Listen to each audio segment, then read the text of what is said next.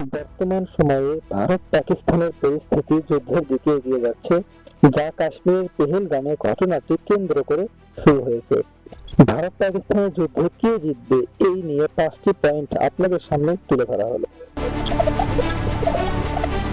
2025 সালের তথ্য অনুযায়ী পাকিস্তান বিমান বাহিনীর কাছে প্রায় 450টির মতো যুদ্ধ জেট ফাইটার বিমান রয়েছে। এর মধ্যে উল্লেখযোগ্য চীন ও পাকিস্তানের যৌথভাবে তৈরি JF-17 থান্ডার মাল্টি-রোল ফাইটার বিমানটি পাকিস্তান বিমান বাহিনীর অন্যতম মেরুদণ্ড হিসেবে বিবেচিত এবং চীনের তৈরি চেঙ্গু J-10C মাল্টি-রোল ফাইটারটি পাকিস্তান 2022 সালে অন্তর্ভুক্ত করেছে। বর্তমানে প্রায় 20টি J-10C সংগ্রহ করেছে। আরও রয়েছে যুক্তরাষ্ট্রের তৈরি F-16 ফাইটিং ফ্যালকন ফাইটার বিমান এবং ফ্রান্সের তৈরি ডেসার্ট মিরাজ 5।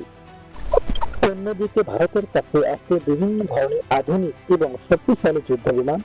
এর মধ্যে উল্লেখযোগ্য রাশিয়ার তৈরি সুখোই Su-30 MKL এবং MiG-29। আরও আছে ফ্রান্সের মিরাজ 20,000। এই ফাইটারটির বিশেষ বৈশিষ্ট্য পারমাণবিক অস্ত্র বহনে সক্ষম, যা ভারতের বিমান বাহিনীর জন্য অনেক গুরুত্বপূর্ণ।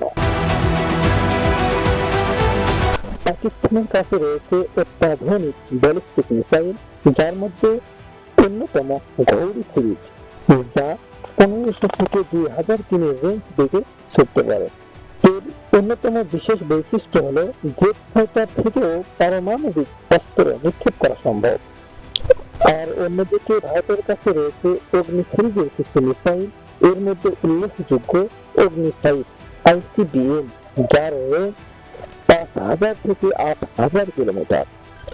আরো রয়েছে কে সিরিজ, এর মধ্যে K5 ও K6 উন্নত মানের রেঞ্জ, যার ঘন্টায় 5000 বা তার বেশি।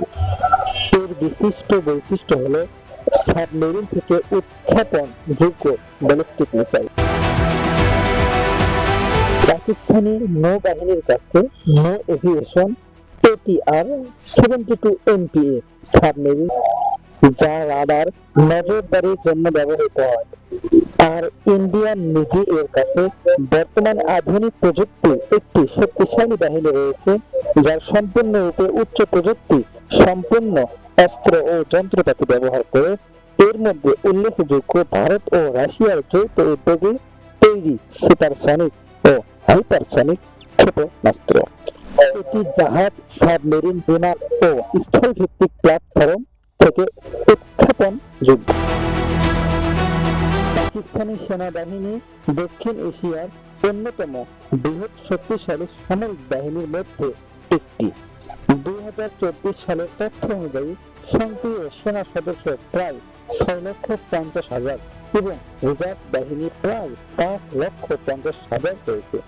অন্যদিকে ভারতে রয়েছে প্রায় 14 লক্ষ এবং রিজার্ভ বাহিনী 11 লক্ষ।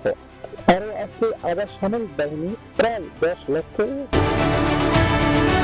বর্তমান ভারত পাকিস্তান উত্তেজনার প্রেক্ষিতে পাকিস্তানকে সমর্থন করে যেগুলো দেশ, তার মধ্যে উল্লেখযোগ্য চীন, তুরস্ক, ইরান, সৌদি আরব, সংযুক্ত আরব আমিরাত এবং ইসলামী সহযোগিতা সংস্থা পাকিস্তানের কাশ্মীর ইস্যুতে সমর্থন করে আসছে। 2019 ভারতের পররাষ্ট্রমন্ত্রীকে OIC সম্মেলনে আমন্ত্রণ জানানো নিয়ে ইসলামী সহযোগিতা সংস্থা আপত্তি জানিয়েছিল ও সম্মেলন বয়কট করেছিল। আরেকদিকে ভারতকে সমর্থনকারী দেশগুলোর মধ্যে হলো যুক্তরাষ্ট্র, রাশিয়া, ফ্রান্স, যুক্তরাজ্য, জাপান ও অস্ট্রেলিয়া, নেপাল, শ্রীলঙ্কার মতো দেশগুলো ভারতের সন্ত্রাস বিরোধী পদক্ষেপের প্রতি সমর্থন জানিয়েছে এবং পরিস্থিতি শান্ত করার আহ্বান জানিয়েছে। এই দেশগুলো ভারতের সঙ্গে কূটনৈতিক ও অর্থনৈতিক সম্পর্ক জোরদার করেছে। তাহলে বলা যায় ভারত পাকিস্তানের থেকে বেশ এগিয়ে, কিন্তু সামরিক বাহিনী থেকে ভারত এগিয়ে থাকলেও পাকিস্তানের অন্যতম শক্তি জায়গা হলো চীন। তাই ভারত ও চীন একে অপরের প্রতিদ্বন্দ্বী। সেজন্য বলা যায় পাকিস্তান এদিক থেকে বেশ এগিয়ে। যুদ্ধ মোটেও কোনো দেশের জন্য ভালো না, এতে অর্থনৈতিক, সামাজিক ও দেশের জনগণের ওপর প্রভাব ফেলে। তাই আমরা চাইবো যুদ্ধ যাতে না হয়।